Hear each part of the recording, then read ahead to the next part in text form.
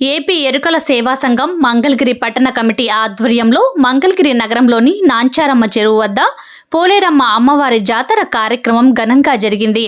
ఈ సందర్భంగా భక్తులు, మహిళలు అధిక సంఖ్యలో పాల్గొని అమ్మవారి నైవేద్య బోనాలను డప్పు వాయిద్యాలతో, కనక తప్పెట్లతో ఊరేగింపుగా ఉత్సవ కార్యక్రమం ఘనంగా నిర్వహించారు. ఈ కార్యక్రమంలో సంఘం రాష్ట్ర ఆర్గనైజింగ్ సెక్రటరీ పేరం ఏడుకొండలు, జిల్లా కార్యదర్శి పాలపర్తి మోజేష్, తోకల రాము, ఉయ్యాల కోటేశ్వరరావు, కల్వకొల్లు కోటేశ్వరరావు, నల్లగొండ తాతారావు, జగన్నాథం ఫిరోజ్, బొడ్డు నాగేశ్వరరావు, ఉయ్యాల శ్రీనివాసరావు, గరికా తిరుపతిరావు, తోకల తిరుపతిరావు, మేడా వెంకటేశ్వర్లు, ఉయ్యాల తాతారావు, పాలపర్తి శ్రీనివాసరావు, కాళిదాసు నాగరాజు తదితరులు పాల్గొన్నారు.